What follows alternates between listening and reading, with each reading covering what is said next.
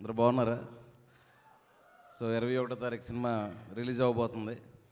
So వరుసగా వద్దాం. ఈ రోజు తాలూకా ప్రత్యేకత మన ప్రీ రిలీజ్తో పాటు మల్లెపూల పల్లకి సాంగ్ రిలీజ్ కాబట్టి సో ఈ సాంగ్ గురించి దీని గురించి ఒక రెండు విషయాలు చెప్పేసి ఆ తర్వాత ముందుకెళ్దాం. సో ఏంటంటే అండి, ఇప్పుడు నేను ఈ సినిమా స్టార్ట్ చేసిన తర్వాత ఒక సిచ్యువేషన్లో హీరో చాలా ఎనర్జెటిక్గా హ్యాపీగా పాడుకునే ఒక అయ్యప్ప సాంగ్ పాట ఒకటి కావాలి. సో అలా ఏం పాట ఉంటుందని చెప్పేసి ఒకరిద్దరు స్వాములు అక్కడ ఉండే వాళ్ళని అడిగినప్పుడు, చాలామంది స్వామాలు వేసుకుని ఉంటారు కదా, మాకు యాక్ట్ చేసిన వాళ్ళు కూడా చాలామంది ఉన్నారు. వాళ్ళని అడిగినప్పుడు ఈ మల్లెపూల పల్లకి సాంగ్లో ఒక మంచి ఎనర్జీ ఉంటుందండి, బీట్ ఉంటుంది అన్నప్పుడు ఆ సాంగ్ పెట్టి ఒక చిన్న లీడ్ లాగా చిన్నది చేసామన్నమాట. ఆ తర్వాత ఒక నెల రోజుల తర్వాత సోషల్ మీడియాలో ఒకరి ద్వారా స్టార్ట్ అయ్యి అలా చాలా వైరల్ అయింది, ఇది మాకు కావాలి కావాలి ఈ పాట అని. ఫైనల్గా అదేదో డెస్టినీ లాగా మేము అనుకోవడం, అదే పాటని ఈరోజు సోషల్ మీడియా దగ్గర నుంచి 2 రాష్ట్రాల్లో కోరుకోవడం, ఆఫ్టర్ లాంగ్ టైం ఈరోజు ఆ పాటను రిలీజ్ చేయడం. ఈ పాట వెనకతల చాలా శ్రమ ఉంది. టెక్నీషియన్స్ కానీ అందరూ ప్రతి సినిమాకి ప్రతి టెక్నీషియన్ కష్టపడతాడు.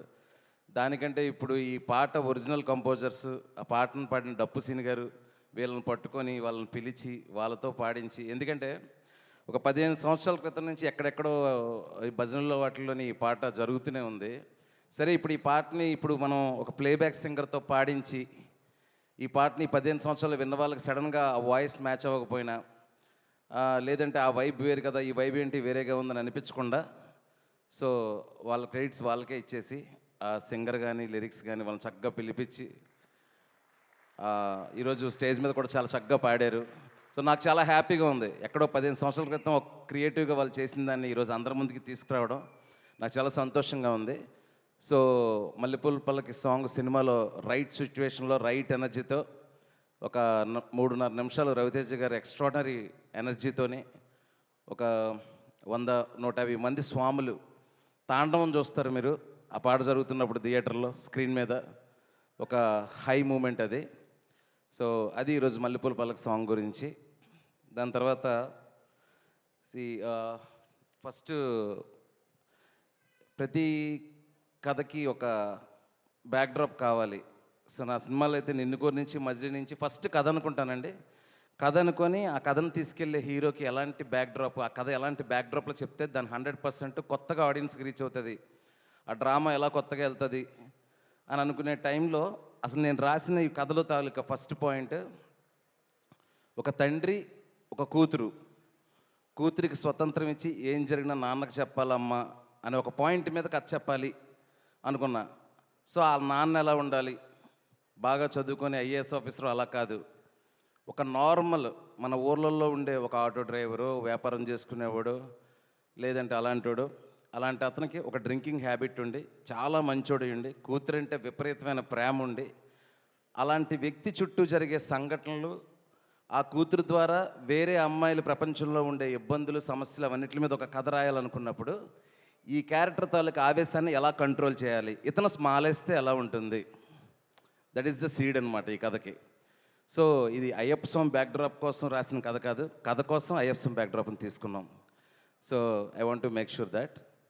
సో ఇంకోటి చెప్పాలంటే ఈ ఇరుముడి టైటిల్ ఎందుకు పెట్టాను ఏంటి అదని చాలా సందర్భాల్లో చెప్పాను, ఇంటర్వ్యూలో కానీ లాస్ట్ టైం భీమవరంలో కానీ చెప్పాను. కానీ ఒక ఇంపార్టెంట్ విషయం మీ అందరికీ ఈరోజు చెప్పాలనుకుంటున్నాను ప్రీ రిలీజ్ ద్వారా. మనకి యాక్చువల్లీ తెలుగు సినిమా ఇండస్ట్రీలో కానీ సౌత్లో కానీ థ్రిల్లర్స్ చాలా వచ్చాయి, ఎక్స్ట్రాడనరీ థ్రిల్లర్స్ ఉన్నాయి, ఎక్స్ట్రాడనరీ హారిఫిక్ ఫిల్మ్స్ ఉన్నాయి, టెన్షన్ పెట్టించే సినిమాలు ఉన్నాయి, చాలా సినిమాలు ఉంటాయి. కానీ నాకు తెలిసి ఒక ఇంటెన్స్ ఫ్యామిలీ డ్రామా అంటే ఒక కుటుంబ కథా చిత్రాన్ని ఇంత ఇంటెన్సిటీ ఇంత సీరియస్నెస్తోనే రావడం అనేది నా వరకు నేను ఎప్పుడు చూడలేదు. సో డెఫినెట్గా అండి, ఇది మీరు అనుకుంటున్నారేమో బయటికి అయ్యప్ప స్వామి బ్యాక్డ్రాప్ ఈ పాటలు ఇవన్నీ చూసి చాలా పీస్ఫుల్గా, చాలా లైట్ హార్టెడ్గా, అలా హాయిగా నా గత సినిమాల్లాగా నిన్నుకోరిలాగా మజిలీలాగా అలా పైన ఉంటుందని మాత్రం అనుకోకండి. చాలా సీరియస్గా ఉంటుంది, చాలా టెన్షన్ పెడుతుంది, చాలా ఇంటెన్సిటీగా ఉంటుంది. లాస్ట్ ఒక 40 minutes అయితే మిమ్మల్ని ఒక హ్యూమన్ డ్రామాలో ముంచేస్తుంది ఈ cinema, that is for sure. So పైన కనబడుతున్నది ఇవన్నీతో పాటు థియేటర్లో మీరు కూర్చున్నాక మిమ్మల్ని హైలీ ఎంగేజింగ్ చేసే స్క్రీన్ ప్లే కానీ, హ్యూమన్ ఎమోషన్స్, మనుషుల భావోద్వేగాల్లో ఉండే అలజడులు, ద కరెక్ట్ వర్ ఈజ్ అలజడి, అలాంటివి చాలా ఎక్స్పీరియన్స్ చేయబోతున్నారు ఈ సినిమా ద్వారా. నేను చెప్పాలంటే most intense and serious family drama in TFI అని నేను చెప్తా ఇప్పటివరకు వచ్చిన సినిమాల్లో. సో దయచేసి మీరు ప్రిపేర్డ్గా వెళ్ళండి థియేటర్కి. It's proper serious film. Okay, first ఒక 20-25 మినిట్స్ సరదాగా ఆ ఊరు త్రినాథ్ ప్రపంచం ఏంటి, వాడి ఇష్టాలు ఏంటి, వాడి కోపం ఏంటి, వాడి చుట్టూ ఉన్న ప్రపంచం ఏంటి అలా వస్తుంది. స్లోగా కథ మూవ్ అయ్యే కొద్దీ, కథలో ఉండే లేయర్స్ అన్ని ఓపెన్ అయ్యే కొద్దీ you will be immersed in the screenplay and the film. So that is what Irumudi. So చాలా మనుషుల భావోద్వేగాల మధ్యలో తీవ్రత చుట్టూ జరిగే కథ ఇరుముడి అనే సినిమా. బయటకు వచ్చినప్పుడు మాత్రం ఒక ఎక్స్ట్రాడినరీ ఎమోషనల్ ఎక్స్పీరియన్స్ ఉంటుంది. అట్లీస్ట్ ఒక 10-15 మినిట్స్ ఒక చిన్న ఎమోషనల్ ట్రాన్స్ ఉంటుంది. That is for sure. So ఇది సినిమా గురించి. ఇప్పుడు ఇంకొక విషయం ఏంటంటే, ఈ సినిమా నాకు తెలిసి లాస్ట్ డిసెంబర్లోని జనవరిలోని స్టార్ట్ చేసాము, క్విక్గానే ఫినిష్ చేసాము. దానికి కారణం ఏంటంటే, రవణ సినిమాలు ఇప్పుడు క్విక్గానే అయిపోతాయి, ఎందుకంటే ఆయన ఇప్పుడు గ్యాప్ తీసుకోడు, ఎవరికి గ్యాప్ ఇవ్వరు కాబట్టి.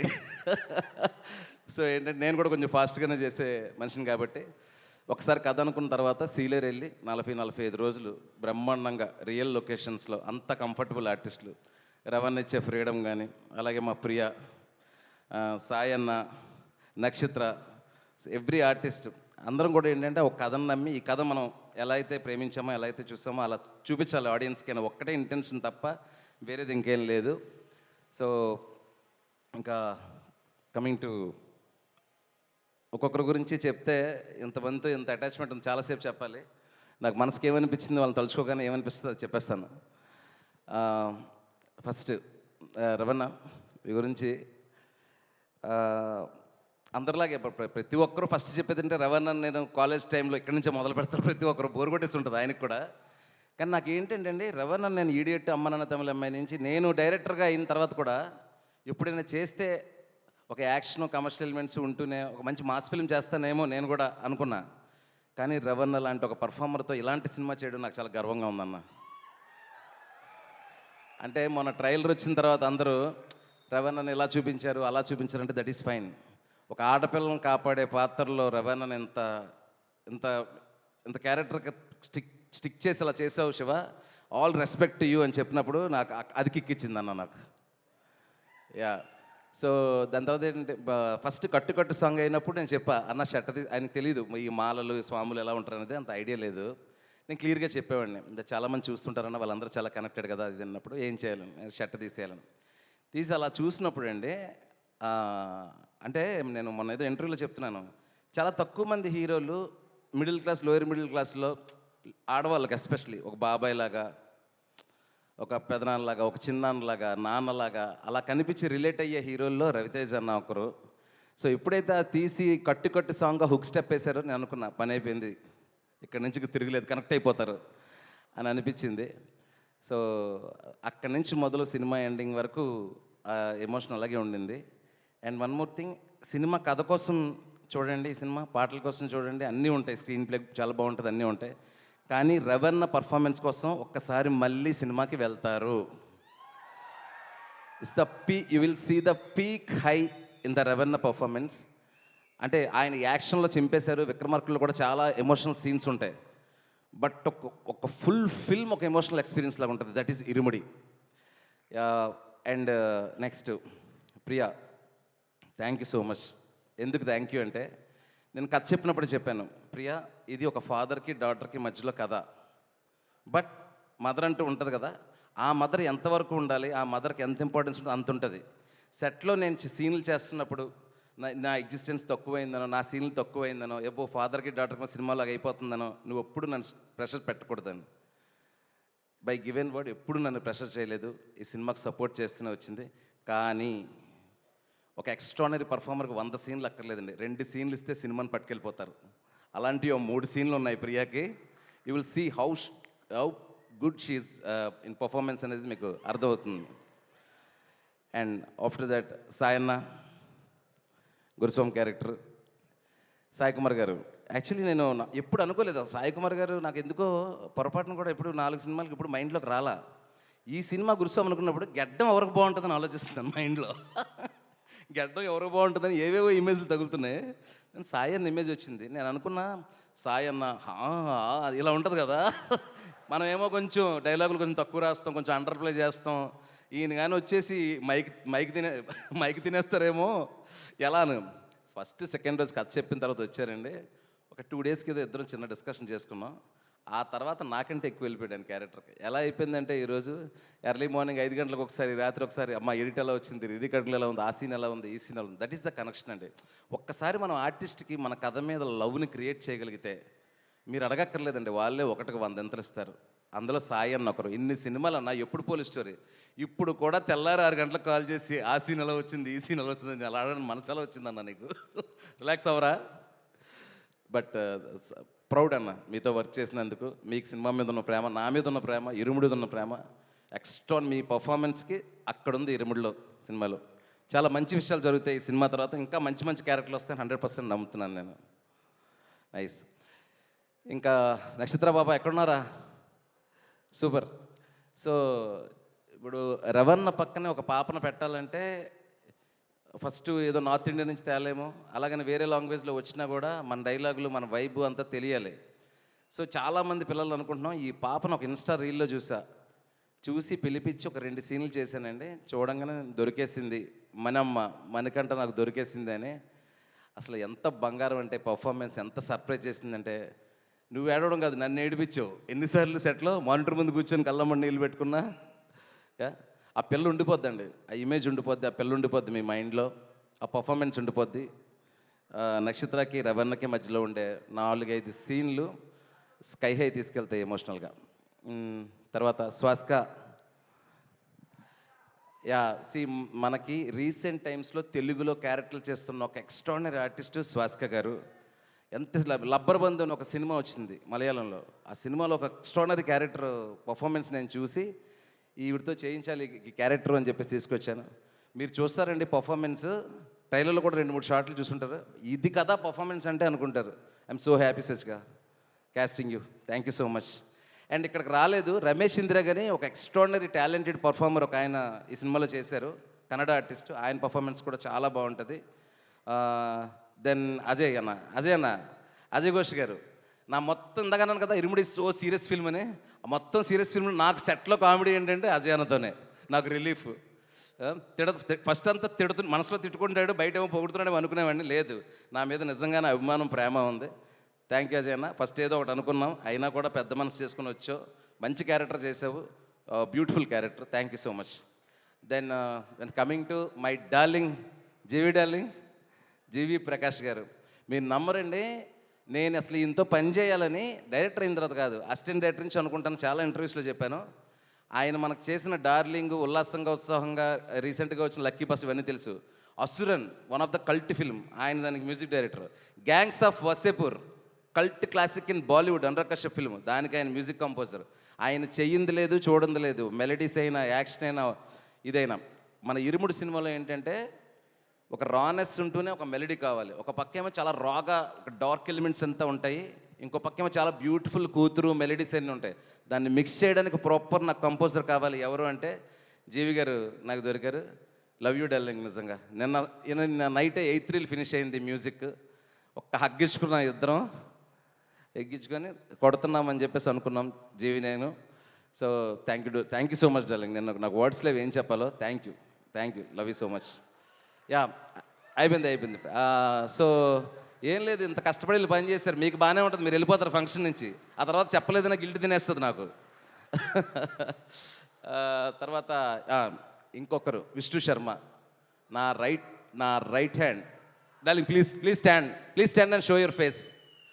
One of the best cameraman right now in TFI, no in south, no in India. That guy is amazing. మీరు సినిమా చూడండి, సినిమాటోగ్రఫర్ గురించి పేజీలు రాస్తారు cinematography. Thank you darling, thank you so much. Then my editor Praveen Pudi. నాకు నిన్ను కోరి నుంచి 5 cinema, నాకు ఏంటంటే నిన్ను కోరి నుంచి నాకు ఒక 12 మంది టీం అండి, సేమ్ టీం 5 సినిమాల నుంచి. ఎందుకంటే నా సపోర్టు, నాకు శక్తి మొత్తం వాళ్ళే. వాళ్ళందరికీ పేరున థ్యాంక్స్ చెప్తున్నాను. ఎడిటర్ ప్రవీణ్ పూడి గారు నాకు అన్నలాగా నా ఇరిటేషన్స్ని అన్నీ భరించి, ఎడిటింగ్లో ఒక్క ఫ్రేమ్ ఇటు జరిపిన కంగారు పడిపోతుంటాను. నా కంగారుని, నా కాన్షియస్నెస్ని అన్నిటిని తీసుకొని నాకు ఏ సినిమా కావాలో ఆ సినిమాని నన్ను ఎలక్ట్ చేస్తూ చేసిన ప్రవీణ్ గారికి చాలా thank you. And my production designer Sahi Suresh. Okay, ఇప్పుడు మీరు ఇల్లు చూసారు కదండి సినిమాలో, ఆ ఇల్లు సెట్ కానీ, ఆ సీలేరు లొకేషన్లో చిన్న చిన్న రీక్రియేషన్లు కానీ, ఆ జలపాతం దగ్గర బ్రిడ్జ్ కానీ, ఇరుముడిలో న్యాచురాలిటీ పోకుండా చేసిన మా ప్రొడక్షన్ డిజైనర్ సాయి సురేష్ గారికి థ్యాంక్ యూ సో మచ్. ఇంకా మా second unit cameraman Amar, thank you రా. And my co-directors and assistant directors టక్క పేర్లు చెప్పిస్తాను please, they worked so hard. మా కోడేటర్ సురేష్ గారు, మా స్క్రిప్ట్ కోఆర్డినేటర్ నరేష్, రమేష్, రే గుర్తుకు రండి రా బాబు ఫాస్ట్గా, Suresh, Ramesh, and ever my all assistant director Suri, Ramesh, and my production designer my best friend Vali, every one. పేర్లు మర్చిపోయింటే క్షమించండి. వాట్ నాయుడు చూడు, ఆడే ఎక్కువ పని చేస్తాడు, రాత్రి అంతా కూర్చొని ఆడి పేరు మర్చిపోతాం, అదే సినిమా అంటే. నాయుడు థ్యాంక్ యూ రా, థ్యాంక్ యూ. నిద్ర లేకుండా పనిచేస్తాం 4 రోజుల నుంచి, రేపు ఓవర్సీస్కి పంపించాలి కాపీ. సో ఇంకెవరైనా మర్చిపోయింటే క్షమించండి. దెన్ ఇదంతా కాదు, అసలు ఫస్ట్ ఏం చేయాలన్నా డబ్బులు ఉండాలి. ఆ డబ్బులు ఉండాలంటే ప్రొడ్యూసర్ ఉండాలి. ఆ ప్రొడ్యూసర్ బ్రెయిన్తో పాటు హార్ట్ కావాలి. అలా నాకు ఒక బిగ్ హార్ట్ ఇచ్చిన మా అన్న రవన్న, ఎక్కడ రవి సార్? బయటికి వెళ్ళారా? కొంచెం గట్టిగా మాట్లాడలేదు, అక్కడికి వినిపించాలి. సో మైత్రి ప్రొడ్యూసర్స్ రవి గారు, నవీన్ గారు, ఇది 2వ సినిమా. వాళ్ళు ఏంటంటే ఇంకా శివ సెట్లో ఉంటే మనం రావక్కర్లేదు, ఎందుకంటే శివే ఫస్ట్ కాన్షియస్గా ఉంటాడు కాబట్టి అంత ఫ్రీడమ్ ఇస్తారు. Thank you Ravanna, thank you so much. In fact చెప్పాలంటే ఇరుముడు కథ అనుకుంటున్నప్పుడు రవితేజ గారికి సూపర్గా ఉంటుంది, సాలిడ్గా ఉంటుంది అని చెప్పింది కూడా Ravanna first. Then I was like అవును కదా అని చెప్పేసి I'm so excited. Thank you Ravanna. And ఎవరైనా మర్చిపోయింటే క్షమించండి. అండ్ 1-2 మాటలు మాత్రం చెప్పేసి మన మాస్ మహారాజా రవన్నకి ఇచ్చేస్తాను. 21వ తారీఖు ఇరుముడు సినిమా వస్తుందండి. మంచి పాటలు ఉన్నాయి, రవన్ ఎక్స్ట్రాడినరీ పర్ఫార్మెన్స్ ఉంది, 5-6 ఆర్టిస్టుల పర్ఫార్మెన్స్ మేము మీకు బ్రెయిన్ లోపలికి వెళ్ళి కూర్చుంటాయి. పాప కానీ, మిగతా క్యారెక్టర్స్ కానీ, స్వాసిక కానీ, సాయి అన్న కానీ, ప్రియ కానీ, అజయ్ ఘోష్ గారి పర్ఫార్మెన్స్ వెళ్ళి బ్రెయిన్లో కూర్చుంటాయి. It's serious film. అండ్ ఆ గర్ల్స్ చుట్టూ ఏం జరుగుతుంది అనేది మీకు చాలా టెన్షన్ తెప్పిస్తుంది, భయాన్ని తెప్పిస్తుంది. చివరి వరకు సీటేజ్లో కూర్చునేలా చేస్తుంది. బయటకు వచ్చేటప్పుడు ఒక మెసేజ్తో, ఒక ఎమోషనల్ ఎక్స్పీరియన్స్తో మన ఇంట్లో ఉన్న మన అమ్మాయిని ఇలా చూసుకోవాలని మీరు అనుకునేలాగా ఇరుముడు సినిమా మీకు ఎక్స్పీరియన్స్ తీసుకొస్తుంది. And thank you every one. And event సక్సెస్ఫుల్గా చేసిన మా వంశీ అన్న, శేఖర్, ఇంకా PR team and all event organisers అందరికీ కూడా థ్యాంక్స్. ఎస్పెషలీ మా సుమక్కకి థ్యాంక్ యూ సో మచ్.